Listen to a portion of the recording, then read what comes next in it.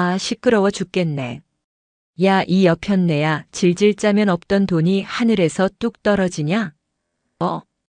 동대문 평화시장 건물 깊숙한 곳, 곰팡이 냄새와 묵은 원단 먼지가 뒤섞인 비좁은 창고 사무실에 걸걸한 고함이 울려 퍼졌다.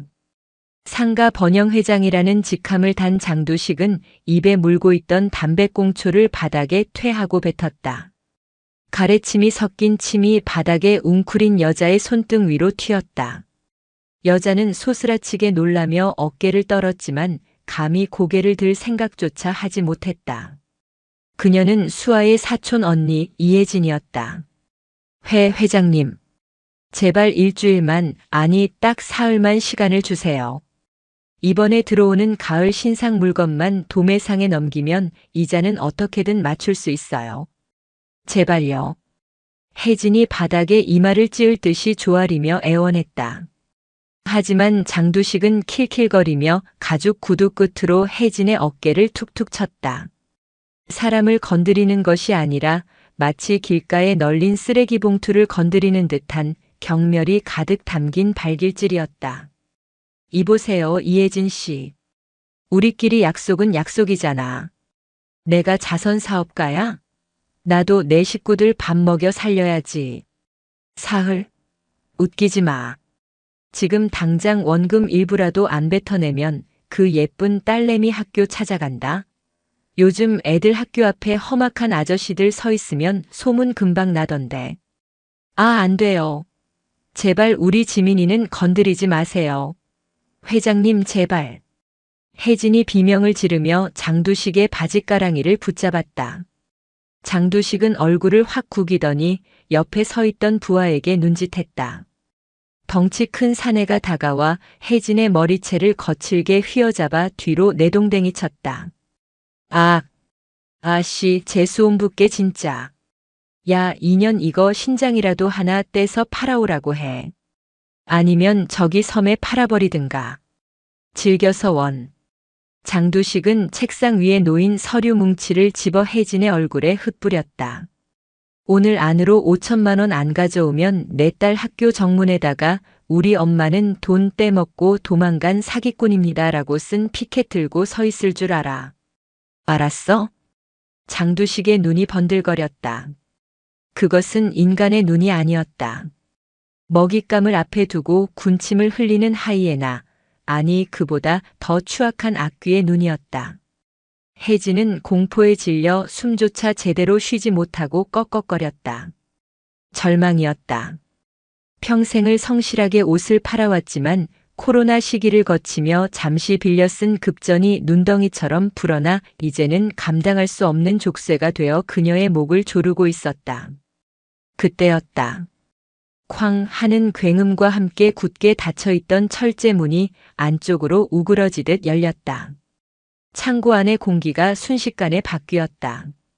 장두식과 그의 부하 넷이 동시에 문 쪽을 쳐다봤다.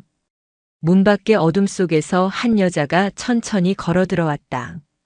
검은색 캡 모자를 깊게 눌러쓰고 헐렁한 항공 점퍼에 검은 카고 바지를 입은 여자. 강수아였다. 뭐야?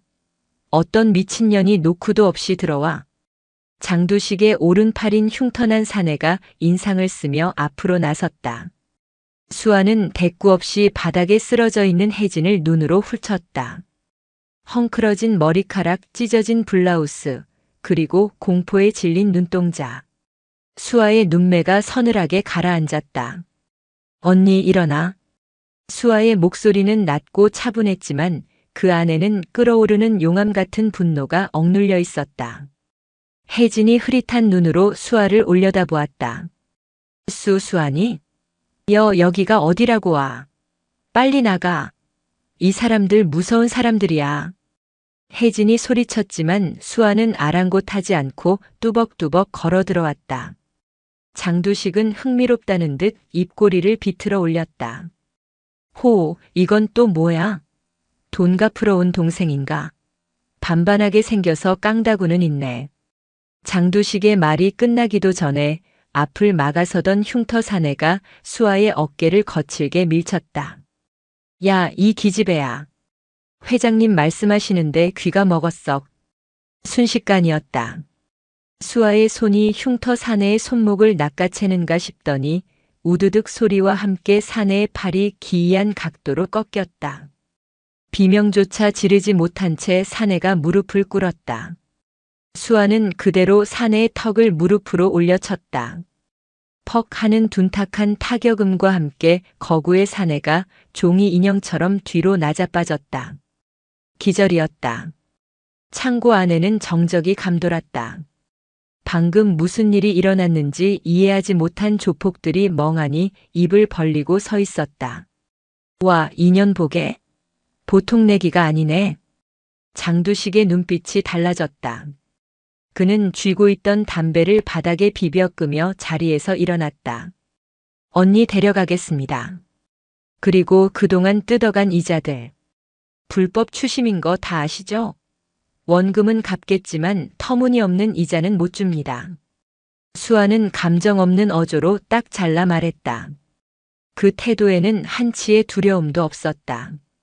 장두식은 기가 차다는 듯 헛웃음을 터뜨렸다. 참나. 야 얘들아. 문 잠가라. 장두식의 명령에 입구 쪽에 서 있던 부하들이 낄낄거리며 철문에 걸쇠를 걸었다. 묵직한 철커덕 소리가 창고 안을 울렸다. 도망칠 곳은 없었다. 아가씨, 어디서 태권도 좀 배웠나 본데. 여긴 도장이 아니야. 여기가 어딘 줄 알고 들어와?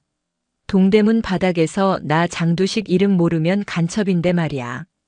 들어올 땐 마음대로였지만 나갈 땐 아니란다. 내 언니 빚, 내가 몸으로라도 떼워야지 않겠어? 장두식의 눈빛이 음흉하게 수아의 전신을 훑었다. 그 시선은 끈적하고 불쾌하기 짝이 없었다. 수아는 한숨을 내쉬며 쓰고 있던 모자를 벗어 옆에 있던 먼지 쌓인 재단 테이블 위에 올려두었다. 묶여있던 머리카락이 찰랑거리며 어깨 위로 흘러내렸다. 말이 길어. 수아는 손목을 가볍게 풀며 중얼거렸다. 박민재 들어와. 수아가 허공을 향해 말했다. 그러자 잠겨있던 철문의 작은 쪽문이 열리며 한 남자가 쭈뼛거리며 들어왔다. 손에는 큼지막한 서류 가방을 들고 있었다. 수아의 군 시절 후임이자 지금은 사설 탐정 사무소를 운영하는 박민재였다. 충성. 아니 누님. 오셨습니까? 민재는 식은땀을 흘리며 장두식과 수아 사이를 불안한 눈빛으로 오갔다. 수아는 민재에게 시선을 주지 않은 채 장두식을 노려보며 말했다. 민재야, 카메라 돌려. 이 새끼들이 짓거린 협박, 폭행, 불법 감금. 하나도 빠짐없이 다 찍어. 경찰에 넘길 증거니까. 아, 네. 알겠습니다.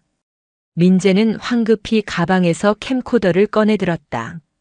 하지만 어딘가 손놀림이 굼뜨고 어색했다. 장두식은 민재를 보더니 묘한 미소를 지었다. 어이, 박 사장. 친구 데려왔어? 근데 친구가 너무 사납네. 장두식이 아는 체를 했다. 수아의 미간이 살짝 찌푸려졌다. 민재가 장두식과 아는 사이였나? 하지만 지금은 의심할 겨를이 없었다. 민재야, 언니 모시고 먼저 나가 있어. 이 쓰레기들은 내가 좀 치워야겠으니까. 수아는 천천히 장두식 앞으로 걸어갔다. 남은 조폭 3명이 강목과 쇠파이프를 집어들고 수아를 에워쌌다. 좁은 창고 안 사방이 적으로 둘러싸인 상황. 하지만 수아의 호흡은 지극히 안정적이었다. 707 특임대 시절 이보다 더한 사지에서도 살아 돌아온 그녀였다. 고작 동네 양아치 몇 명쯤이야 몸풀기 상대도 되지 않았다. 죽고 싶지 않으면 비켜. 수아의 낮은 경고에 조폭 하나가 고함을 지르며 쇠파이프를 휘둘렀다. 붕 하는 소리가 공기를 갈랐다. 수아는 상체를 살짝 뒤로 젖혀 공격을 피함과 동시에 회전하는 힘을 이용해 사내의 명치를 주먹으로 꽂아 넣었다. 크역. 사내는 숨이 턱 막히는 소리를 내며 꼬꾸라졌다. 그 틈을 놓치지 않고 수아는 옆에 있던 마네킹의 다리를 뽑아들었다. 딱딱한 플라스틱 마네킹 다리가 수아의 손에서 몽둥이처럼 춤을 췄다. 퍽, 퍽. 순식간에 두 명의 조폭이 바닥을 굴렀다. 군더더기 없는 오로지 상대를 제압하기 위한 살인 무술이었다. 수아는 쓰러진 조폭들을 넘어 장두식의 코앞까지 다가갔다. 너였냐? 우리 언니 눈에서 피눈물 흘리게 만든 게. 수아의 살기 어린 눈빛에 천하의 장두식도 움찔하며 뒷걸음질 쳤다. 그는 당황한 듯 소리쳤다. 야, 뭐해? 박 사장, 이 새끼 뭐하냐고. 장두식의 외침에 수아는 의아함을 느끼며 뒤를 돌아보았다. 철컥. 소름 끼치는 소리가 들렸다. 수아가 들어왔던 입구가 다시 잠기는 소리였다. 그리고 캠코더를 들고 있어야 할 박민재는 어느새 캠코더를 바닥에 내려놓고 열쇠 꾸러미를 손에 쥔 채 문 밖에 서 있었다. 쪽문이 닫히기 직전 민재와 수아의 눈이 마주쳤다.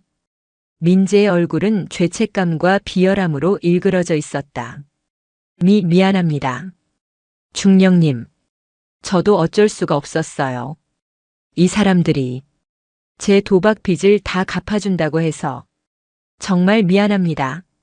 박민재, 너 지금 무슨 짓이야? 수아가 소리쳤지만 쾅소리와 함께 쪽문마저 굳게 닫혔다. 하하, 꺼 봐. 내가 뭐라 그랬어? 들어올 땐 마음대로지만 나갈 땐 아니라니까. 장두식의 비릿한 웃음소리가 창고를 가득 채웠다. 그리고 창고 안쪽 옷더미 뒤에 숨어있던 또 다른 문이 열리며 10여 명의 건장한 사내들이 우르르 쏟아져 나왔다. 손에는 회칼과 야구 방망이가 들려 있었다. 함정이었다. 처음부터 박민재는 수아를 이곳으로 유인하기 위해 연기를 한 것이었다. 믿었던 후임의 배신. 그 충격이 수아의 심장을 강타했다. 혜진은 공포에 질려 다시 비명을 질렀다. 수아야, 도망쳐. 어서. 하지만 도망칠 곳은 없었다. 꽉 막힌 창고 10여 명의 무장한 조폭들, 그리고 악랄하게 웃고 있는 장두식. 자, 이제 교육 좀 시켜볼까? 전직 특수부대라고. 어디 계집애가 군대 물 좀 먹었다고 설치기는. 얘들아, 죽지 않을 만큼만 패라. 얼굴은 건드리지 말고. 팔아먹어야 하니까. 장두식이 손가락을 튕겼다. 사내들이 좁혀오기 시작했다. 수아는 입술을 깨물었다. 배신감에 치가 떨렸지만 지금은 감상에 젖어 있을 시간이 없었다. 그녀는 재단 테이블 위에 놓여있던 날카로운 재단 가위를 집어들었다. 그리고 주변을 빠르게 스캔했다. 천장에 매달린 행거, 겹겹이 쌓인 원단 롤, 그리고 구석에 놓인 스팀 다리미. 모든 것이 무기가 될 수 있다. 살아서 나간다. 언니를 데리고 반드시. 수아의 눈동자가 맹수처럼 번뜩였다. 707 특임대의 전설이라 불렸던 그녀의 본능이 깨어나고 있었다. 덤벼 쓰레기들아. 수아가 낮게 으르렁거리며 자세를 낮췄다. 평화시장의 밤은 이제부터가 시작이었다. 피비린내 나는 밤이. 죽여. 전연 다리 몽둥이를 아주 으깨버려. 장두식의 고함이 신호탄이었다. 좁아터진 의류 창고 안 10여 명의 사내들이 일제히 수아를 향해 달려들었다. 좁은 공간에 가득 찬 땀 냄새와 섬유먼지, 그리고 살기가 뒤섞여 숨이 턱 막혀왔다. 수아는 혜진을 등 뒤로 밀치며 재단 테이블 옆으로 몸을 날렸다. 언니, 저기 원단 롤 뒤에 숨어서 절대 나오지 마. 수아야. 혜진이 비명을 지르며 구석으로 기어갔다. 선두에 선 빡빡머리 사내가 야구 방망이를 수아의 머리통을 향해 풀스윙으로 휘둘렀다. 붕! 바람을 가르는 소리가 귓가를 스쳤다. 수아는 상체를 숙여 아슬아슬하게 방망이를 피했다. 방망이가 허공을 가르고 테이블 모서리를 강타해 나무 파편이 튀었다. 그 빈틈이었다. 수아는 손에 쥐고 있던 묵직한 재단 가위를 역수로 고쳐잡고 사내의 허벅지를 찔러 넣었다. 끄악! 단말마의 비명과 함께 사내가 바닥을 굴렀다. 하지만 쉴 틈은 없었다. 곧바로 양옆에서 회칼을 든 두 명이 쇄도했다. 창고 안은 옷들이 빽빽하게 걸려 있어 움직임이 제한적이었다. 수아는 이를 역이용했다. 옆에 있던 행거를 발로 강하게 걷어찼다. 와르르. 수백 벌의 옷이 걸린 행거가 도미노처럼 쓰러지며 칼을 든 사내들을 덮쳤다. 시야가 가려진 사내들이 허우적거리는 사이 수아는 그 위를 밟고 뛰어올랐다. 공중에서 몸을 비틀며 한 놈의 관자놀이를 정확히 걷어찼다. 퍽! 두개골이 울리는 소리가 났다. 놈은 눈이 풀린 채 그대로 기절했다. 이 독사 같은 년이. 뒤쪽에서 지켜보던 장두식이 씩씩거렸다. 야, 뭐해? 공간 주지 마. 한꺼번에 밀고 들어가. 계집애 하나 못 잡아서 쩔쩔매. 밥 처먹고 힘은 똥 싸는 데만 쓰냐?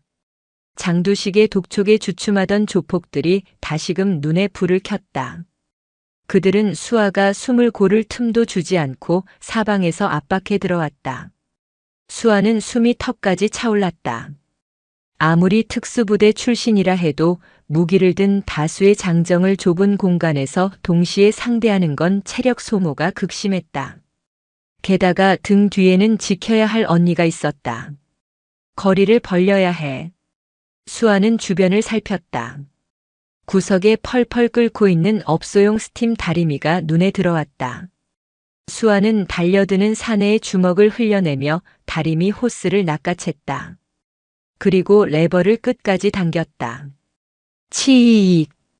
고압의 뜨거운 증기가 하얀 연기와 함께 뿜어져 나왔다. 앞서 달려오던 세 명의 사내 얼굴에 정통으로 증기가 꽂혔다. 으악! 뜨거워! 내 눈! 내 눈. 화상을 입은 사내들이 얼굴을 감싸쥐고 바닥을 굴렀다. 창고 안은 순식간에 자욱한 증기로 한 치 앞도 분간할 수 없게 되었다. 하얀 안개 속에서 수아는 유령처럼 움직였다. 퍽, 억, 우드득. 증기 속에서 타격음과 뼈가 부러지는 소리만이 간헐적으로 들려왔다. 장두식은 당황하여 뒷걸음질 쳤다. 야! 문 열어! 환풍기 돌려. 안 보여 젠장. 장두식이 소리쳤지만 이미 공포는 전염병처럼 퍼지고 있었다. 자신의 부하들이 하나둘씩 안개 속으로 사라지더니 비명과 함께 바닥에 처박히고 있었다. 그것은 인간과의 싸움이 아니었다. 보이지 않는 괴물에게 사냥당하는 공포였다. 그때였다. 쇳소리가 나는 파이프 하나가 안개 속에서 날아와 수아의 왼쪽 어깨를 강타했다. 윽! 수아는 신음과 함께 비틀거렸다. 증기가 거치자 덩치가 곤만한 행동대장이 쇠파이프를 들고 서 있었다. 그는 수아가 주춤하는 틈을 놓치지 않고 복부를 걷어찼다. 쿠당탕! 수아가 뒤로 밀려나며 쌓아둔 박스 더미 위로 쓰러졌다. 입안에서 비릿한 피맛이 났다. 하하! 잡았다, 이 쥐새끼 같은 년. 행동대장이 쇠파이프를 치켜들었다. 쓰러진 수아의 눈에 구석에서 떨고 있는 혜진이 보였다. 혜진과 눈이 마주쳤다. 혜진은 울면서 고개를 저었다. 수아야, 도망가. 제발. 그 눈빛을 보자 수아의 흐려지던 정신이 번쩍 들었다. 여기서 쓰러지면 언니는 끝이다. 그리고 자신을 믿고 따랐던, 아니 믿었다고 착각했던 박민재의 비열한 얼굴이 떠올랐다. 배신감은 더 이상 슬픔이 아니었다. 살을 태우는 연료였다. 수아는 이를 악물었다. 쇠파이프가 내려꽂히는 순간 수아는 바닥을 구르며 피함과 동시에 곰 같은 사내의 발목을 양손으로 낚아채 비틀었다. 우직근. 끄악! 거구의 사내가 발목이 돌아간 고통에 몸부림치며 쓰러졌다. 수아는 일어서지 않고 그 상태로 사내의 가슴팍에 올라타 팔꿈치로 안면을 가격했다. 한 번, 두 번, 세 번. 사내가 기절하여 늘어질 때까지 멈추지 않았다. 수아는 거칠게 숨을 몰아쉬며 일어섰다. 얼굴은 피와 땀으로 범벅이 되어 있었고 왼쪽 어깨는 욱신거렸지만 그녀의 눈빛은 그 어느 때보다 형형하게 빛나고 있었다. 남은 조폭은 이제 5명, 그리고 장두식. 더 없어. 다 덤벼. 수아는 피 묻은 입술을 닦아내며 낮게 으르렁거렸다. 그 모습은 흡사 지옥에서 기어올라온 아수라와 같았다. 장두식은 침을 꿀꺽 삼켰다. 자신이 건드린 것이 평범한 여자가 아니라는 것을 이제야 뼈저리게 실감하고 있었다. 이 미친년이. 야, 칼 꺼내. 쑤셔버려. 장두식이 악에 받쳐 소리쳤다. 남은 5명이 주머니에서 잭나이프를 꺼냈다. 날카로운 칼날이 형광등 불빛을 받아 서늘하게 번뜩였다. 하지만 수아는 물러서지 않았다. 오히려 천천히 그들을 향해 걸어갔다. 그녀의 손이 주머니 속의 작은 버튼을 눌렀다. 옷깃에 숨겨진 초소형 카메라와 녹음기는 여전히 돌아가고 있었다.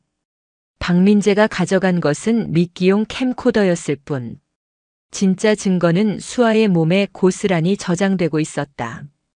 이제 2라운드야. 수아는 혜진을 안심시키듯 뒤를 한번 힐끗 보고는 다시 늑대의 눈으로 적들을 노려보았다. 창고 천장에 매달린 낡은 형광등이 지직거리며 불안하게 깜빡였다. 칼을 든 5명의 사내는 섣불리 덤비지 못하고 수아를 중심으로 빙글빙글 돌고 있었다. 이미 바닥에는 절반이 넘는 동료들이 널브러져 신음하고 있었다. 그들의 눈에는 공포가 서려 있었다. 뭐해 병신들아. 5명이서 여자 하나 못 죽여. 가서 배를 쑤시라고. 장두식은 안전한 뒤쪽에서 악다구니를 썼다. 그는 책상 서랍을 뒤적거리더니 전기 충격기를 꺼내들었다. 지지직거리는 푸른 전류 소리가 공포감을 조성했다. 수아는 침착하게 호흡을 골랐다. 707 특임대 시절 야간 침투 훈련은 일상이었다. 그녀의 눈이 창고 벽면을 훑었다. 입구 쪽에 배전반이 보였다. 빛을 차단한다. 수아는 손에 들고 있던 재단 가위를 배전반을 향해 힘껏 던졌다. 가위는 정확한 포물선을 그리며 날아가 배전반 덮개를 뚫고 꽂혔다. 파박, 펑. 스파크가 튀면서 창고 안의 모든 불이 동시에 나갔다. 순식간에 칠흑 같은 어둠이 찾아왔다. 뭐야? 불 켜. 야, 핸드폰 라이트 켜.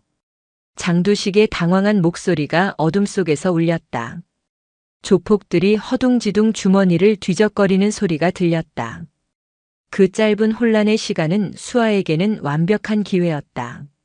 어둠은 훈련받지 않은 자에게는 공포지만 특수부대원에게는 최고의 친구였다. 수아는 소리를 죽이고 바닥을 기어 이동했다. 그녀의 감각은 어둠 속에서 더욱 예리해졌다. 옷깃이 스치는 소리, 거친 숨소리, 발이 끌리는 소리 하나하나가 적의 위치를 알려주는 레이더가 되었다. 아! 어둠 속에서 첫 번째 비명이 터졌다. 핸드폰을 꺼내려던 사내의 손목이 꺾인 것이다. 여기야. 여기 있어. 다른 사내가 소리치며 허공에 칼을 휘둘렀다. 하지만 수아는 이미 그곳에 없었다. 그녀는 낮은 자세로 이동해 또 다른 사내의 오금을 걷어찼다. 사내가 무릎을 꿇자 뒤에서 목을 조르며 기절시켰다. 바닥에 쓰러지는 소리만이 둔탁하게 울렸다. 핸드폰 라이트 몇 개가 켜졌지만 흔들리는 불빛은 오히려 공포심만 자극할 뿐이었다. 불빛이 스쳐 지나갈 때마다 동료들이 하나둘씩 바닥에 쓰러져 있는 모습이 보였다. 귀신에 홀린 것 같았다. 나와. 어디 숨어 있어? 장두식이 전기 충격기를 허공에 휘두르며 고래고래 소리쳤다. 그의 목소리는 덜덜 떨리고 있었다. 수아는 옷더미 뒤에 숨어 그 모습을 지켜보았다. 그리고 품 안에서 스마트폰을 꺼내 미리 설정해둔 사이렌 소리를 최대로 켰다. 위 이익 마이너스 위 이익 마이너스. 경찰차 사이렌 소리가 창고 안에 울려 퍼졌다. 물론 가짜 소리였지만 이미 겁에 질린 그들에게는 사형 선고나 다름없었다. 경찰? 벌써? 형님 짭새 떴나 봅니다. 튀어야 해요.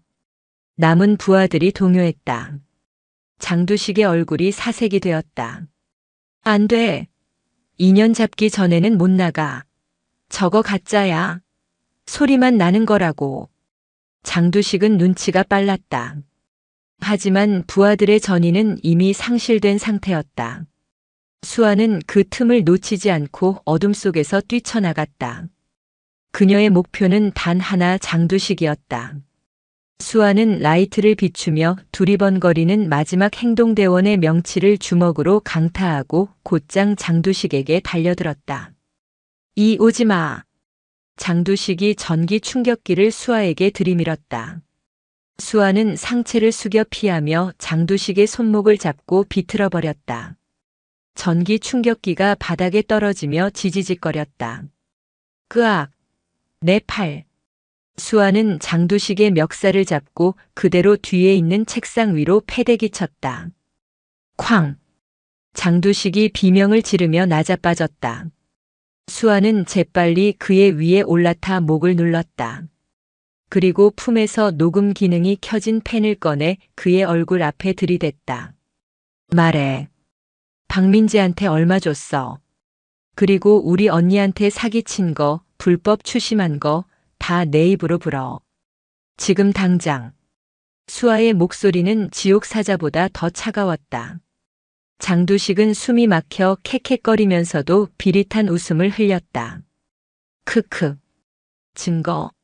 내가 녹음하면 뭐 할 건데. 경찰도 검찰도 다 내 밥이야. 내가 전화 한 통이면 넌 감옥 가고 내 언니는. 아니, 이번엔 다를걸. 수아는 주머니에서 또 다른 물건을 꺼냈다. 그것은 박민재가 들고 있던 것과 똑같은 기종의 캠코더였다. 아니, 정확히 말하면 박민재가 떨어뜨리고 나간 캠코더를 어둠 속에서 회수한 것이었다. 하지만 진짜 비장의 무기는 따로 있었다. 수아는 자신의 위도 단추를 하나 뜯어냈다. 단추 모양의 초소형 카메라였다. 내가 박민재 매수해서 함정 판 거, 내 부하들이 흉기 들고 설친 거, 내 입으로 경찰 매수했다고 짓거린 거. 이 카메라에 고스란히 찍혔어. 그리고 이 영상, 지금 클라우드로 실시간 전송 중이야. 내가 아무리 돈으로 처발라도 이건 못 지워. 수아의 말에 장두식의 동공이 지진 난 듯 흔들렸다. 뭐라고? 실시간 전송? 그래. 그리고 아까 들린 사이렌 소리, 가짜인 줄 알았지? 수아는 말을 마치자마자 창고 입구를 가리켰다. 잠겨있던 철문 밖에서 웅성거리는 소리와 함께 누군가가 문을 강제로 뜯어내는 소리가 들렸다. 끼익 쾅. 문이 열리고 강력한 서치라이트 불빛이 창고 안을 비췄다. 꼼짝 마. 서울 중부경찰서 강력반이다. 전원 무기 버리고 손머리 위로 올려. 진짜 경찰들이 들이닥쳤다. 형사들 뒤로 제복을 입은 경찰 기동대가 곤봉을 들고 쏟아져 들어왔다. 장두식은 믿을 수 없다는 표정으로 입을 벌렸다. 어떡해. 수아는 장두식의 멱살을 놓고 천천히 일어섰다. 내가 들어오기 전에 112 문자 신고 예약 전송해 놨거든. 동대문 평화시장 창고 조폭 집단 흉기 난동 살려주세요라고. 수아는 피 묻은 손을 툭툭 털며 바닥에 주저앉은 장두식을 내려다보았다. 넌 끝났어, 장두식. 감옥에서 썩을 준비나 해. 아, 그리고 박민재 그 자식도 곧 만나게 될 거야. 콩밥 먹으면서 회포나 풀어. 경찰들이 달려들어 장두식과 쓰러진 조폭들에게 수갑을 채웠다. 구석에 숨어있던 혜진이 울음을 터뜨리며 수아에게 달려왔다. 수아야. 흑흑, 수아야, 괜찮니? 피가 너무 많이 나잖아. 혜진이 수아의 상처를 어루만지며 오열했다. 수아는 긴장이 풀린 듯 혜진의 어깨에 기대어 옅은 미소를 지었다. 괜찮아, 언니. 이제 다 끝났어. 이제 아무도 언니 못 괴롭혀. 경찰들 사이로 낯익은 얼굴이 보였다. 수아의 군대 동기이자 현재 경찰청 광역수사대 팀장인 김경감이 굳은 표정으로 걸어왔다. 강중령, 아니 수아 씨. 이게 도대체 무슨 일이야? 혼자서 이 인원을 다. 김경감은 바닥에 질비한 조폭들을 보며 혀를 내둘렀다. 수아는 뜯어낸 단축 카메라와 녹음기를 김경감에게 건넸다. 오빠, 이거면 장두식 저놈 최소 10년은 살게 할 수 있죠? 그리고 밖으로 도망친 박민재라는 놈 당장 숲에 내려줘요. 내 뒤통수 친 데가 톡톡히 치르게 해줘야 하니까. 김경감은 증거물을 받아들며 고개를 끄덕였다. 걱정 마.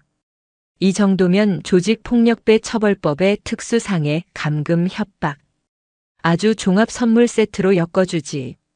박민재 그 자식도 공항 빠져나가기 전에 잡아올게. 수아는 그제야 깊은 안도의 한숨을 내쉬었다. 창고 밖에서 들려오는 진짜 사이렌 소리가 오늘따라 유난히 경쾌하게 들렸다. 하지만 이것은 끝이 아니었다. 법의 심판 그리고 세상에 이 추악한 진실을 알리는 일이 남아있었다. 피비린내 나는 밤이 지나고 평화시장 위로 서서히 새벽이 밝아오고 있었다. 이런 젠장. 다 망했어. 빌어먹을. 새벽 2시 서울의 뒷골목. 박민재는 미친 사람처럼 중얼거리며 빗물 고인 아스팔트 바닥을 달리고 있었다. 그의 명품 구두는 진흙탕에 빠져 엉망이 되었고 항상 기름을 발라 넘기던 머리카락은 비에 젖어 미역줄기처럼 얼굴에 달라붙었다. 그는 떨리는 손으로 휴대전화를 꺼냈다. 액정에 뜬 장두식 회장의 부재중 전화만 수십 통. 하지만 그는 전화를 걸 엄두조차 내지 못했다. 장두식이 잡혔는지 도망쳤는지 알 수 없었지만 어느 쪽이든 자신은 끝장이라는 것을 직감했기 때문이었다. 강수아. 그 괴물 같은 여자가 거기서 살아나올 줄은 몰랐다고. 민재는 공포에 질려 이를 딱딱 부딪혔다.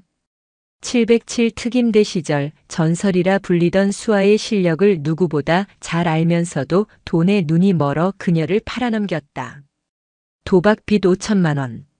그 돈이면 장두식이 자신의 빚을 탕감해주고 덤으로 사업 자금까지 쥐어주겠다고 했다. 하지만 이제 그 돈은 저승 노잣돈이 될 판이었다. 민재는 인적이 드문 여관들이 모여있는 골목으로 숨어들었다. 심장이 터질 것 같았다. 지나는 순찰차의 불빛만 봐도 오줌을 지릴 것 같았다. 그는 낡은 여관 간판이 깜빡거리는 건물 지하의 PC방으로 뛰어들어갔다. 구석진 자리에 처박혀 황급히 인터넷 뱅킹을 켰다. 제발 출근만 되게 해줘. 비행기 표만 끊으면 돼. 비밀번호를 누르는 손가락이 경련을 일으켰다. 하지만 화면에 뜬 메시지는 그를 절망의 구렁텅이로 밀어넣었다.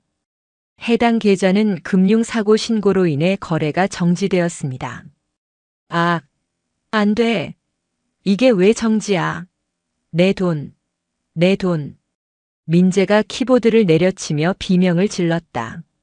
주변 사람들이 인상을 쓰며 쳐다봤지만 그는 신경 쓸 겨를이 없었다. 그때 그의 휴대전화가 진동했다. 발신자 제한 번호. 민재는 침을 꿀꺽 삼키고 전화를 받았다. 여보세요? 수화기 너머에서는 아무 말도 없었다. 오직 차가운 빗소리와 누군가의 규칙적인 숨소리만 들려왔다. 누구세요? 말해. 누구냐고. 민재야. 어디니? 낮게 깔린 여자의 목소리. 지옥 끝까지라도 쫓아올 것 같은 서늘하고 건조한 목소리. 강수아였다. 힉. 민재는 휴대전화를 뜨거운 감자처럼 집어 던졌다. 전화기는 바닥에 떨어져서도 끊어지지 않고 수아의 목소리를 토해냈다. 도망칠 수 있을 거라고 생각했어. 지금 내가 있는 PC방 입구가 하나뿐이더라. 뒷문은 잠겨 있고. 으악. 민재는 의자를 박차고 일어나 입구를 바라봤다.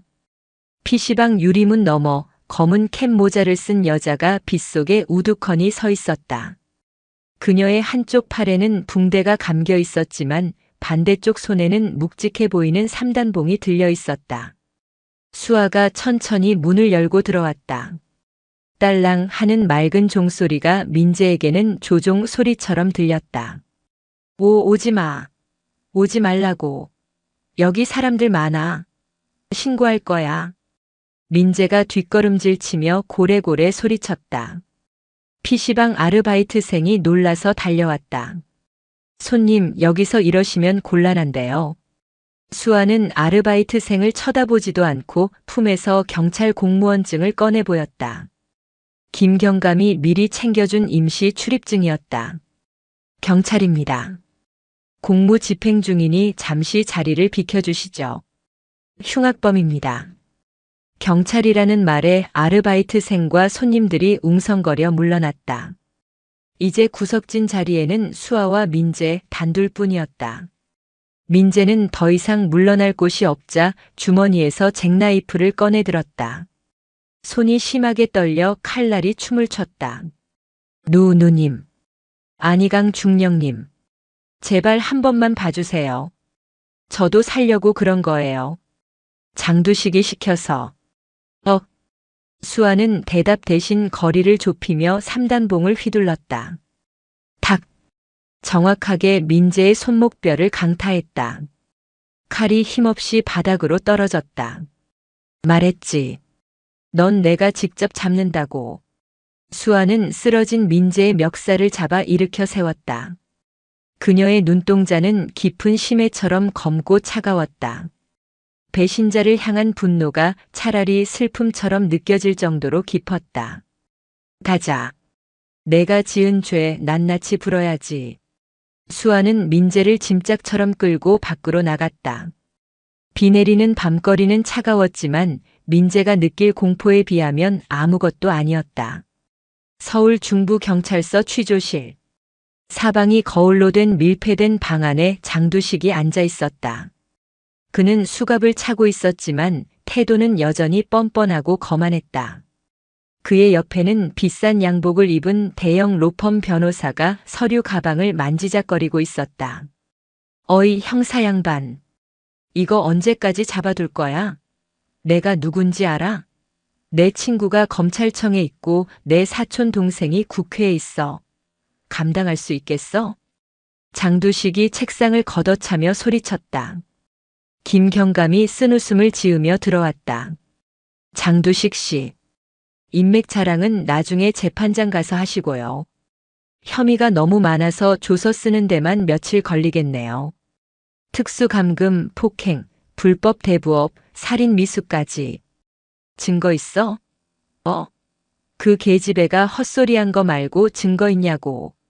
우리 애들은 그냥 창고 정리하다가 그 미친년이 난입해서 정당방위한 거야. 변호사가 거들었다. 형사님, 피해자의 일방적인 주장만으로 제 의뢰인을 이렇게 구금하는 건 인권 침해입니다. 당장 풀어주지 않으면 직권 남용으로 고소하겠습니다. 장두식은 회심의 미소를 지었다. 어차피 뇌물로 엮어놓은 경찰 윗선들이 힘을 써줄 것이라 믿었다. CCTV도 없는 창고 안에서의 일을 입증하기란 쉽지 않을 터였다. 그때 취조실 문이 열리고 수아가 들어왔다. 그녀의 뒤로 포승줄에 묶인 박민재가 고개를 푹 숙인 채 끌려 들어왔다. 증거. 여기 가져왔어. 살아있는 증거랑 디지털 증거까지. 수아는 테이블 위에 노트북을 올려놓고 영상을 재생했다. 화면 속에는 장두식이 수아를 협박하고 부하들에게 살인 명령을 내리는 장면이 고화질로 음성까지 선명하게 나오고 있었다. 야, 2년 이거 신장이라도 하나 떼서 팔아오라고 해. 아니면 저기 섬에 팔아버리든가. 경찰도 검찰도 다 내 밥이야. 내가 전화 한 통이면 넌 감옥 가고. 장두식의 얼굴이 흑빛으로 변했다. 자신의 목소리, 자신의 얼굴이 너무나 또렷했다. 이게 어떻게? 단추형 초소형 카메라. 특수부대 장비는 화질이 좀 좋거든. 수아가 차갑게 웃었다. 그리고 덜덜 떨고 있는 박민재를 가리켰다. 그리고 이 친구가 아주 재미있는 이야기를 해주던데. 장두식 회장님이 경찰 누구한테 얼마를 줬고 검사 누구한테 접대했는지 적어둔 비밀 장부가 회장님 금고 안에 있다고. 장두식의 눈이 튀어나올 듯 커졌다. 그는 민재를 잡아먹을 듯 노려봤다. 야, 박민재, 내가 감히 나를 팔아? 내 놈 도박 빚 갚아준 게 누군데? 민재는 울먹이며 소리쳤다. 회장님이 먼저 꼬리 자르기 하려고 했잖아요.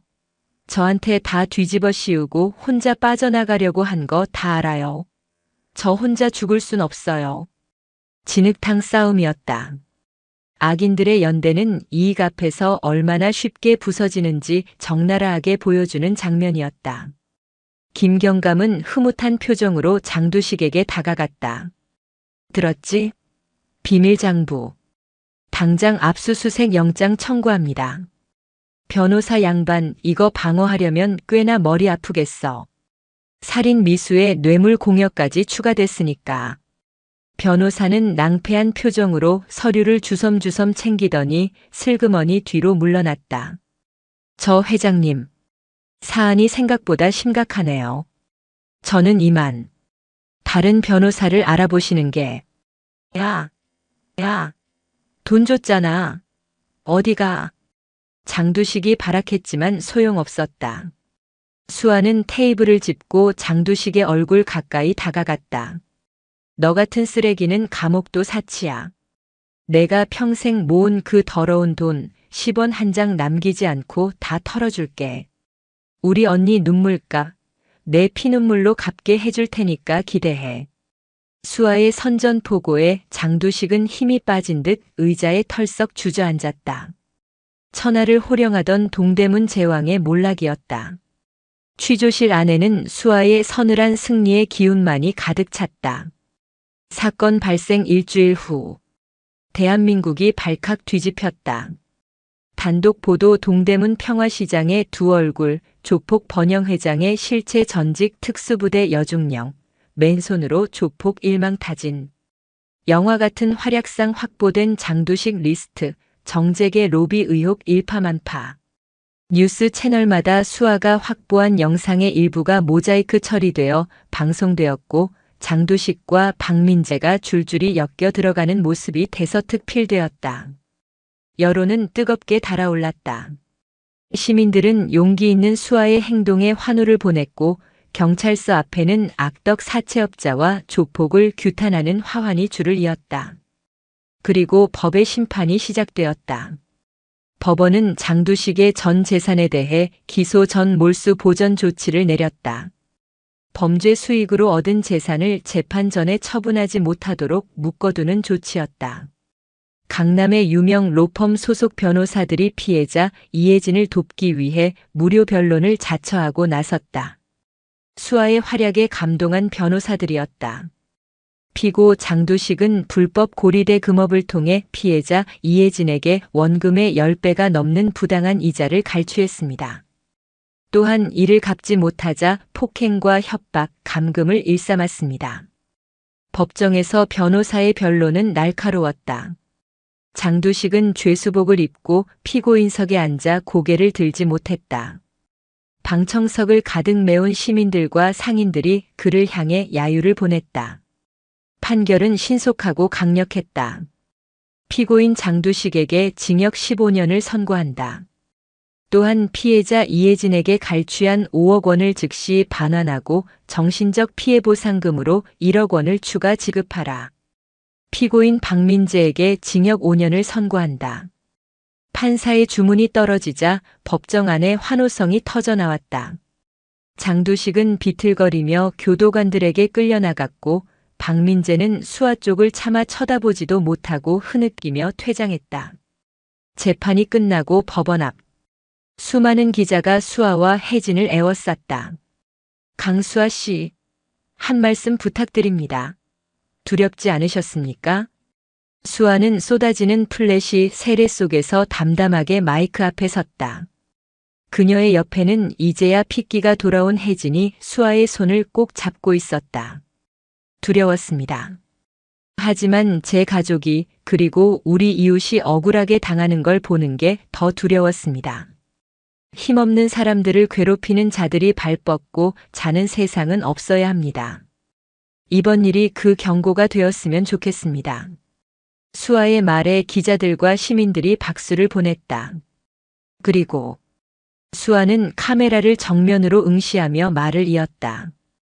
이혜진 씨는 장두식 일당에게 받은 피해 보상금 전액 중 원금을 제외한 나머지 금액을 범죄 피해자 지원센터에 기부하기로 했습니다. 다시는 이런 일이 일어나지 않길 바라는 마음입니다. 와! 더 큰 환호성이 터졌다. 혜진은 감격의 눈물을 흘리며 수아를 끌어안았다. 수아야, 정말 고마워. 내가 날 살렸어. 정말 고마워. 언니, 이제 울지 마. 이제 꽃길만 걷자. 수아는 혜진의 등을 토닥이며 맑은 하늘을 올려다보았다. 지긋지긋했던 먹구름이 걷히고 따스한 햇살이 그들을 비추고 있었다. 그날 저녁 뉴스에서는 혜진의 통장으로 장두식의 은닉 재산이 강제 집행되어 입금되었다는 소식이 전해졌다. 불법으로 뜯겼던 돈이 이자까지 쳐서 고스란히 돌아온 것이다. 악당은 파멸했고 피해자는 완벽하게 구제받았다. 세상이 바라는 그리고 수아가 만들어낸 완벽한 해피엔딩의 시작이었다. 장두식이 구속되고 평화시장에 잠시 평화가 찾아온 듯 했다. 상인들은 웃음을 되찾았고 혜진의 가게에도 다시 손님들이 북적였다. 하지만 빛이 강하면 그림자도 짙은 법. 수아는 알고 있었다. 악은 잡초와 같아서 뿌리째 뽑지 않으면 언제든 다시 자라난다는 것을. 비 내리는 화요일 밤. 동대문 도매시장이 가장 활기찰 시간인 새벽 1시였지만 시장 뒷골목은 유난히 스산했다. 수아는 혜진의 가게 일을 돕고 퇴근하던 중 익숙하지 않은 소음을 포착했다. 아, 거참. 장 회장님 옥바라지 좀 하겠다는데 그게 그렇게 아깝습니까? 우리가 뭐 삥을 뜯어. 이건 상조 회비라고 회비. 골목 안쪽 순대 국밥집 앞에서 승강이가 벌어지고 있었다. 가죽 잠바를 입은 사내 셋이 7순이 넘은 할머니가 운영하는 국밥집 가판대를 발로 차고 있었다. 그들은 장두식의 조직에서 꼬리 자르기로 살아남은 잔당들이었다. 두목이 잡혀갔으니 와해될 줄 알았지만 오히려 통제가 사라진 그들은 굶주린 들개떼처럼 상인들을 괴롭히고 있었다. 아이고 총각들. 내가 하루 벌어 하루 먹고 사는데 무슨 회비를 10만 원이나 내라고 그래. 저번 주에도 가져갔잖아. 할머니가 쭈글쭈글한 손을 비비며 사정했다. 이 노망난 할망구가. 야 엎어. 우두머리로 보이는 사내 일명 독사가 이쑤시개를 뱉으며 명령했다. 부하 하나가 펄펄 끓는 육수통을 향해 손을 뻗었다. 적에 쏟아지면 할머니는 전신 화상을 입을 것이 뻔했다. 탁! 사내의 손목이 육수통에 닿기 직전 누군가의 손에 잡혔다. 뜨거운 거 조심해야지. 떼면 약도 없어. 낮지만 서늘한 목소리. 강수아였다. 그녀는 검은 마스크를 쓰고 있었지만 눈빛만은 형형하게 빛나고 있었다. 뭐야? 이 기집애는? 너 죽고 싶어? 독사가 인상을 구기며 다가왔다. 그는 아직 수아의 얼굴을 알아보지 못했다. 수아는 잡고 있던 사내의 손목을 가볍게 꺾어주며 뒤로 밀쳤다. 장두식 간방 가서 콩밥 먹는 거 못 봤어? 아직도 정신 못 차리고 양아치 짓이야? 수아의 말에 독사의 눈이 커졌다. 너 설마. 그 강수아? 소문은 빨랐다. 조직을 괴멸시킨 여자가 가게에 나타났다는 사실에 사내들은 흠칫하며 뒷걸음질 쳤다. 하지만 독사는 달랐다. 그는 허리춤에서 잭나이프를 꺼내들었다. 잘 만났다. 안 그래도 형님 복수하려고 벼르고 있었는데 제 발로 찾아와? 얘들아, 인연 오늘 여기서 묻어버리자. 우리가 쪽수가 몇인데 여자 하나 못 담그겠냐? 독사의 선동에 주춤하던 두 명도 품에서 강목을 꺼내들었다. 좁은 국밥집 골목. 도망칠 곳은 없었다. 하지만 수아는 도망칠 생각이 없었다. 할머니, 잠시 눈 감고 계세요.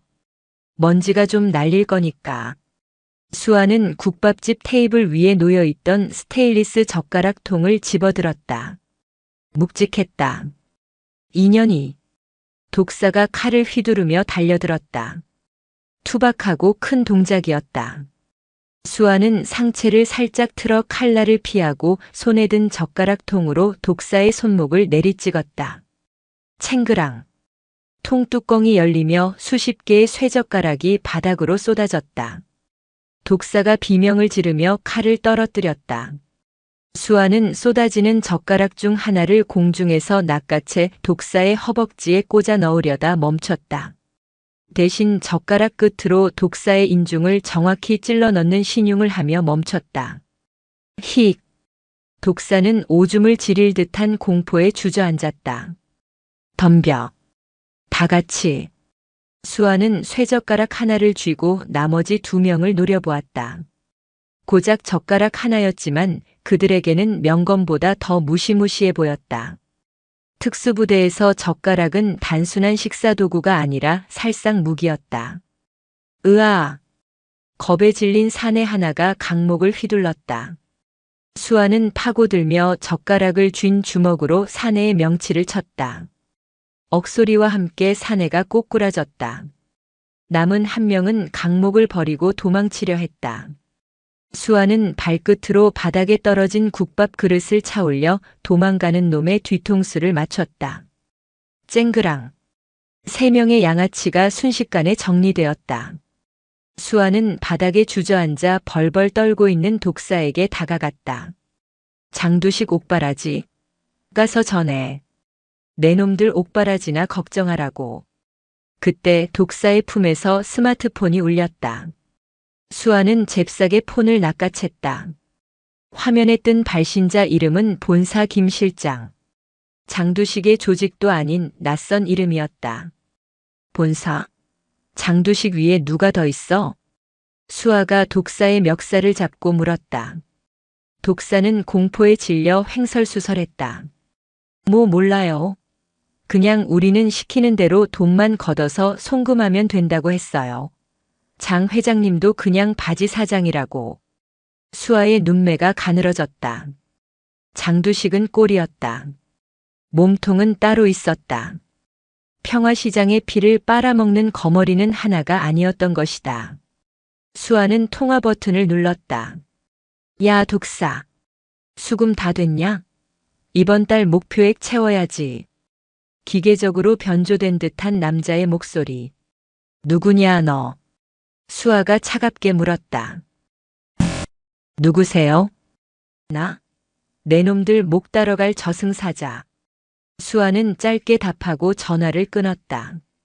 그리고 폰을 바닥에 내던져 박살냈다. 싸움은 아직 끝나지 않았다. 아니, 이제 진짜 전쟁의 서막이 올랐을 뿐이었다. 본사 김 실장. 그가 누구인지 어디에 있는지 알아내는 것은 시간 문제였다. 수아는 박민재가 남긴 장부와 독사의 폰에서 추출한 정보를 토대로 추적을 시작했다. 그 결과 동대문 외곽의 폐공장을 개조한 물류창고가 그들의 본거지라는 것을 알아냈다. 하지만 적들도 가만히 당하고만 있지는 않았다. 며칠 뒤 수아는 늦은 밤 집으로 돌아가는 길에 이상한 낌새를 느꼈다. 창신동의 가파른 언덕길. 가로등마저 고장 나 깜빡이는 좁은 골목이었다. 인기척은 없었지만 등골이 오싹해지는 살기가 느껴졌다. 이것은 양아치들의 어설픈 살기가 아니었다. 훈련받은 전문가의 냄새였다. 수아는 걸음을 멈추고 벽에 기대어 섰다. 나올 거면 그냥 나오지. 숨소리가 거친데. 수아의 말에 전봇대 뒤 그림자 속에서 한 남자가 걸어 나왔다. 깔끔한 정장 차림에 가죽 장갑을 낀 남자. 손에는 특이하게 생긴 굽은 단검, 카람빗이 들려 있었다. 강수와 중령. 역시 감각이 살아있군요. 소개가 늦었습니다. 저는 청소부입니다. 당신 같은 오물을 치우는. 남자는 정중하게 인사했지만 눈빛은 살인기계 그 자체였다. 그는 장두식 같은 동네 깡패가 아니었다. 흑막인 본사에서 고용한 전문 킬러였다. 오물은 너 같은 놈들을 보고 하는 말이지. 얼마 받았냐? 내 목값. 꽤 많이요. 은퇴 자금으로 쓸 만큼. 남자는 말이 끝나기도 전에 달려들었다. 빠르다. 장두식의 부하들과는 차원이 다른 속도였다. 카람빗의 날카로운 칼날이 수아의 목을 노리고 들어왔다. 획. 수아는 고개를 젖혀 아슬아슬하게 칼날을 피했다. 머리카락 몇 올이 잘려나갔다. 수아는 곧바로 반격에 나섰다. 주먹을 뻗어 남자의 턱을 노렸지만 남자는 유연하게 몸을 숙여 피하고는 수아의 허벅지를 베고 지나갔다. 윽. 바지가 찢어지고 붉은 피가 배어나왔다. 고통이 밀려왔지만 수아는 신음조차 내지 않았다. 프로다. 근접 격투수를 마스터했어. 좁은 골목은 칼을 든 상대에게 유리했다. 수아는 맨손이었다. 주변을 살폈지만 무기로 쓸만한 것이 보이지 않았다. 남자는 여유롭게 칼을 돌리며 다시 거리를 좁혔다. 특임대 전설이라더니 맨손으로는 힘들 텐데요. 누가 맨손이래? 수아는 허리춤에 감고 있던 가죽 벨트를 순식간에 풀었다. 버클 부분이 묵직한 군용 벨트였다. 와보시지. 남자가 코웃음을 치며 다시 쇄도했다. 칼날이 춤을 추듯 수아의 급소를 노렸다. 수아는 벨트를 채찍처럼 휘둘렀다. 채찍 소리가 공기를 갈랐다. 벨트 버클이 남자의 손목을 정확히 타격했다. 탁! 크! 남자가 처음으로 당황한 기색을 보였다. 수아는 틈을 주지 않았다. 벨트로 남자의 칼든 팔을 감아버렸다. 그리고 힘껏 잡아당기며 남자의 품으로 파고들었다. 박치기. 수아의 이마가 남자의 콧대를 강타했다. 우드득 뼈가 부러지는 소리가 났다. 남자가 비틀거리는 사이 수아는 벨트를 놓고 남자의 팔을 꺾어 카람빗을 떨어뜨리게 만들었다. 그리고 떨어진 카람빗을 발로 차 멀리 날려버렸다. 이제 둘 다 맨주먹이었다. 이제 좀 공평하네. 수아는 입가에 묻은 피를 닦아내며 웃었다. 남자의 얼굴이 일그러졌다. 자존심에 상처를 입은 킬러는 괴수처럼 포효하며 주먹을 날렸다. 퍽, 퍽. 좁은 골목길에서 처절한 육탄전이 벌어졌다. 서로의 주먹이 얼굴과 복부를 강타했다. 수아의 입술이 터지고 눈가가 찢어졌지만 그녀의 주먹은 멈추지 않았다. 결국 수아의 강력한 로우킥이 남자의 무릎 관절을 파괴했다. 끄악! 남자가 무릎을 꿇었다. 수아는 마지막 힘을 짜내어 남자의 턱에 니킥을 꽂아 넣었다. 남자는 눈이 뒤집히며 기절해버렸다. 수아는 거친 숨을 몰아쉬며 벽에 기댔다. 온몸이 욱신거렸지만 정신은 맑았다. 그녀는 쓰러진 남자의 품을 뒤졌다. 지갑 속에서 명함 한 장이 나왔다. 골든 캐시 캐피털 마이너스 이사 최무성. 그리고 뒷면에는 자필로 적힌 메모가 있었다. 처리 완료 후 이해진 가게 방화 처리 요망. 그 글귀를 보는 순간 수아의 머릿속에서 퓨즈가 끊어지는 소리가 들렸다. 자신을 죽이는 것으로 모자라 언니의 삶의 터전까지 불태우려 했다니. 골든 캐시. 최무성. 수아는 명함을 구겨쥐었다. 더 이상 법의 심판을 기다릴 여유가 없었다. 놈들은 선을 넘었다. 그리고 선을 넘은 자들에게 베풀 자비는 수아의 사전에 없었다. 수아는 피투성이가 된 몸을 이끌고 어둠 속으로 사라졌다. 병원이 아닌 놈들의 본거지로 향하기 위해서였다. 오늘 밤 끝장을 봐야 했다. 경기도 외곽의 한적한 야산 아래 골든 캐시 물류센터라는 간판이 걸린 거대한 창고 건물이 있었다. 겉보기엔 평범한 물류 창고였지만 그곳은 불법 사채와 도박 사이트를 운영하는 거대 범죄 조직의 심장부였다. 수아는 창고 뒷산 비탈길에 엎드려 건물을 내려다보았다. 경비가 삼엄했다. 입구에는 건장한 사내들이 지키고 있었고 건물 외벽 곳곳에 감시 카메라가 돌아가고 있었다. 상처 입은 몸으로 정면 돌파는 불가능했다. 하지만 수아에게는 707 시절 익힌 침투 기술이 있었다. 개구멍 하나쯤은 있겠지. 수아는 철조망이 쳐진 담장을 따라 이동했다. 배수구 쪽에 틈이 보였다. 진흙투성이가 되는 것을 감수하고 수아는 배수구를 통해 경내로 잠입했다. 창고 안은 거대했다. 1층에는 박스가 쌓여 있었지만 2층 유리창 너머로 수십 대의 컴퓨터와 사람들이 보였다. 그곳이 사무실이었다. 수아는 그림자처럼 움직여 2층으로 올라가는 계단 아래 숨었다. 그때 위에서 두 남자가 대화하며 내려왔다. 야, 김 실장 그 새끼 킬러 보냈다고 하지 않았어? 왜 연락이 없어? 몰라. 그 여자 보통 아니라던데 실패한 거 아니야? 최 이사님 지금 신경 예민하시니까 조심해라. 한 놈이 담배를 피우러 밖으로 나가는 순간 수아는 뒤에 남은 한 명의 입을 틀어막고 순식간에 기절시켜 계단 밑 창고로 끌고 갔다. 수아는 사내의 사원증을 챙겨 목에 걸었다. 그리고 모자를 푹 눌러 쓰고 당당하게 2층으로 올라갔다. 어이 거기. 커피 좀 가져와. 사무실 입구의 경비가 수아를 직원으로 착각하고 소리쳤다. 수아는 고개를 끄덕이며 탕비실로 들어가는 척하다가 정수기 옆에 있던 소화기를 집어들었다. 치익. 수아는 소화기 안전핀을 뽑고 사무실 안으로 분사했다. 뭐야? 불이야? 하얀 분말이 사무실을 뒤덮으며 아수라장이 되었다.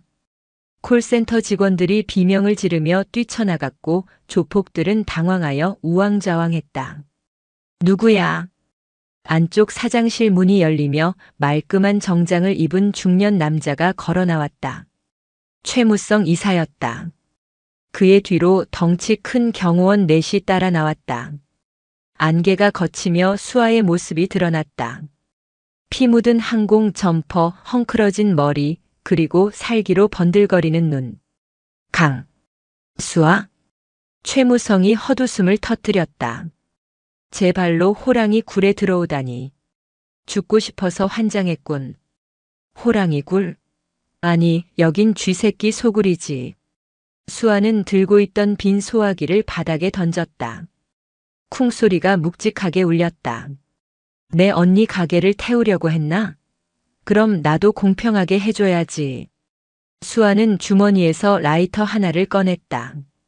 그리고 다른 손에는 탕비실에서 가져온 식용유 통이 들려 있었다. 사실 식용유가 아니라 창고 구석에서 발견한 신어통이었다. 미친년. 야, 잡아. 저거 뺏어. 최무성이 기겁하며 소리쳤다. 경호원들이 달려들었다. 수아는 라이터를 켜는 신용을 하며 그들을 주춤하게 만든 뒤 신어통을 경호원들 발밑에 뿌려버렸다. 오지마.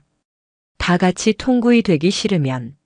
수아의 협박에 경호원들이 얼어붙었다. 이 좁은 공간에 불이 붙으면 다 죽는다는 것을 본능적으로 알았다. 수아는 그 틈을 타 최무성을 향해 돌진했다. 이봐. 말로 해. 돈 줄게. 얼마면 돼? 최무성이 뒷걸음질 치며 책상 위 명패를 집어 던졌다. 수아는 가볍게 피하고 최무성의 넥타이를 잡아채 책상 위로 끌어당겼다. 돈? 필요 없어.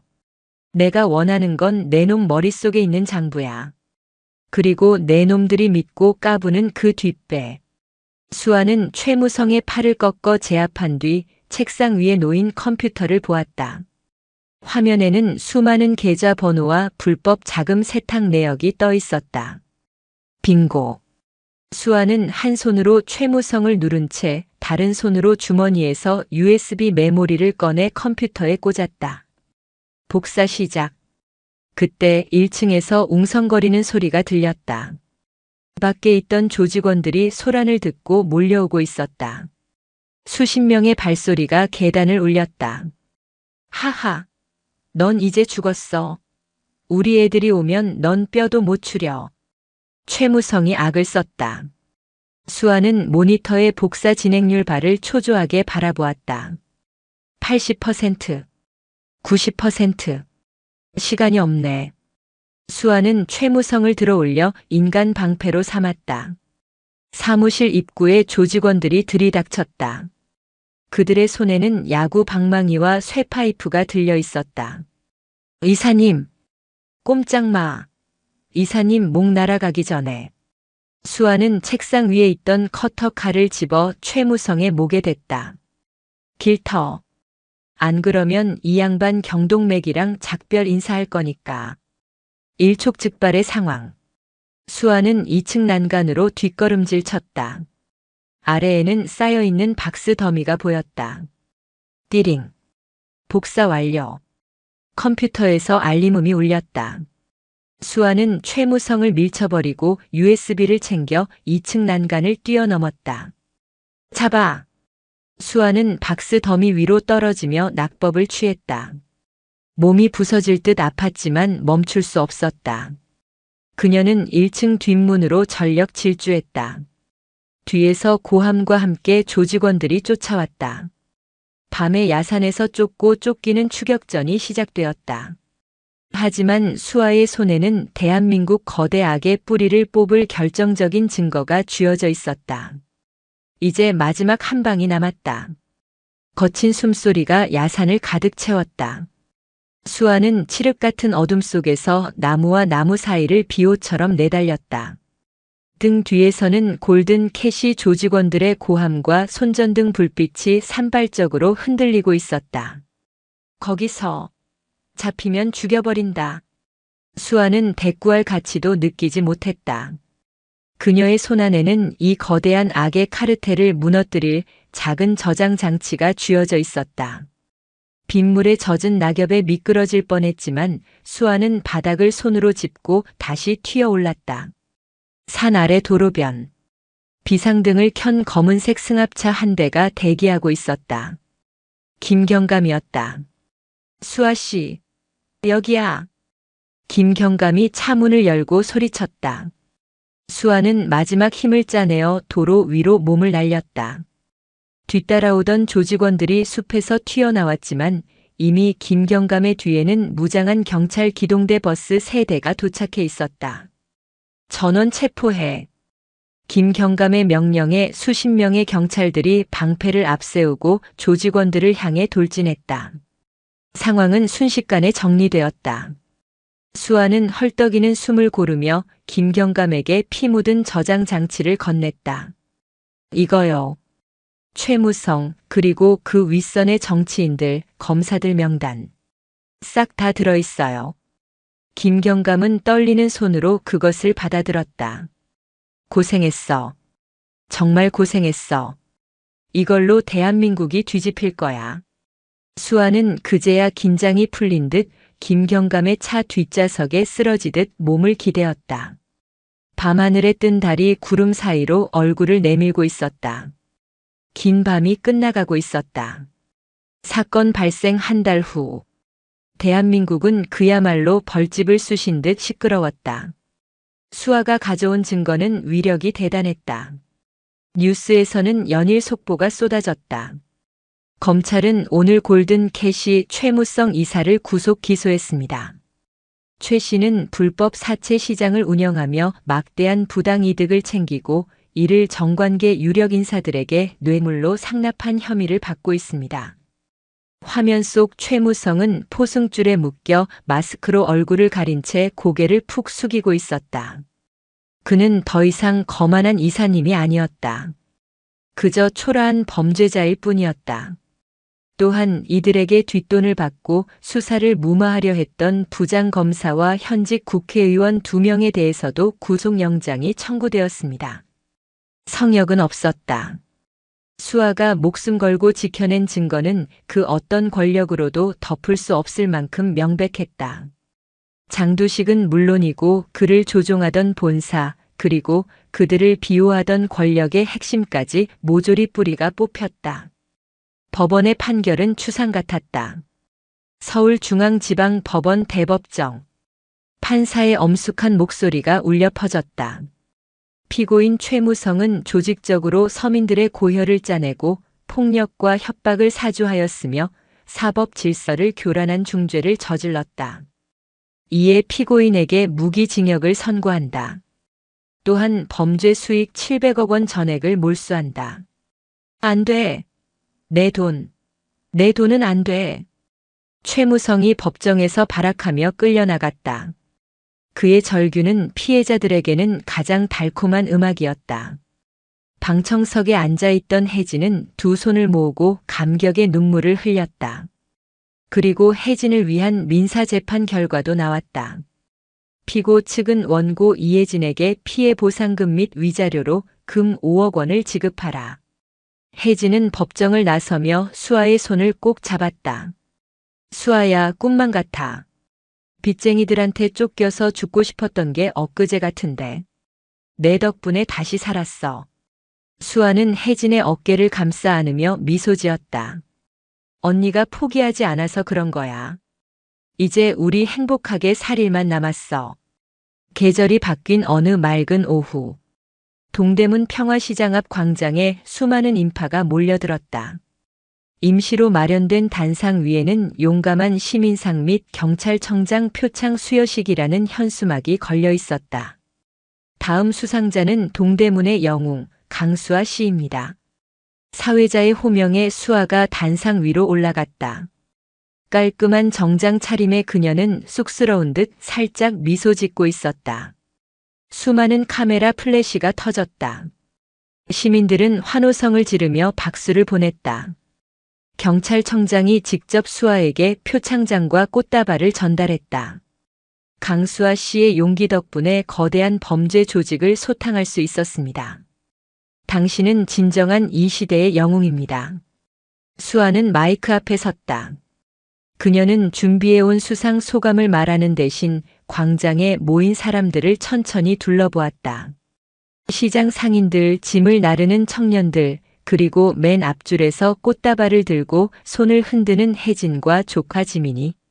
저는 영웅이 아닙니다. 수아의 차분한 목소리가 스피커를 타고 광장에 울렸다. 저는 그저 제 가족을 지키고 싶었던 평범한 시민일 뿐입니다. 하지만 불의를 보고 참지 않는 마음, 이웃의 아픔을 외면하지 않는 마음이 모인다면 우리 모두가 영웅이 될 수 있다고 믿습니다. 짧지만 강렬한 소감이었다. 사람들의 박수 소리가 더욱 커졌다. 행사가 끝나고 수아는 혜진과 지민이에게 다가갔다. 이모, 축하해요. 지민이가 수아의 품에 안겼다. 혜진도 눈시울을 붉히며 수아를 안아주었다. 고맙다, 수아야. 정말 고맙다. 언니, 가게는 좀 어때? 말도 마. 영웅의 언니네 옷가게라고 소문이 나서 주문이 밀려들어. 눈코 뜰 새 없이 바빠. 혜진이 활짝 웃었다. 그 웃음이 너무나 환해서 지난날의 어두운 그림자는 찾아볼 수 없었다. 평화시장은 이름 그대로 다시 평화를 되찾았다. 악질적인 사채업자들도 상인들을 괴롭히던 조폭들도 모두 사라졌다. 거리는 활기로 넘쳤고 사람들의 얼굴에는 희망이 감돌았다. 수아는 시장 골목을 바라보았다. 자신이 목숨 걸고 지켜낸 풍경이었다. 문득 호주머니 속에서 진동이 느껴졌다. 김경감의 문자였다. 강중령, 아니 강탐정? 축하해. 그리고 의뢰가 하나 더 들어왔는데 관심 있나? 이번엔 부산 항만 쪽 마약 조직이야. 수아는 피식 웃으며 휴대전화 화면을 껐다. 아직 세상에는 청소해야 할 쓰레기들이 남아 있었다. 그리고 그녀에게는 그들을 치울 힘과 의지가 있었다. 수아야, 뭐해? 밥 먹으러 가자. 오늘 언니가 쏜다. 혜진이 수아의 팔을 끌었다. 그래, 언니. 맛있는 거 먹자. 수아는 혜진을 따라 걸음을 옮겼다. 그녀의 발걸음은 그 어느 때보다 가벼웠다. 등 뒤로 따스한 햇살이 비치고 있었다. 긴 어둠의 터널을 지나 마침내 찬란한 새벽이 그들 앞에 활짝 열려 있었다.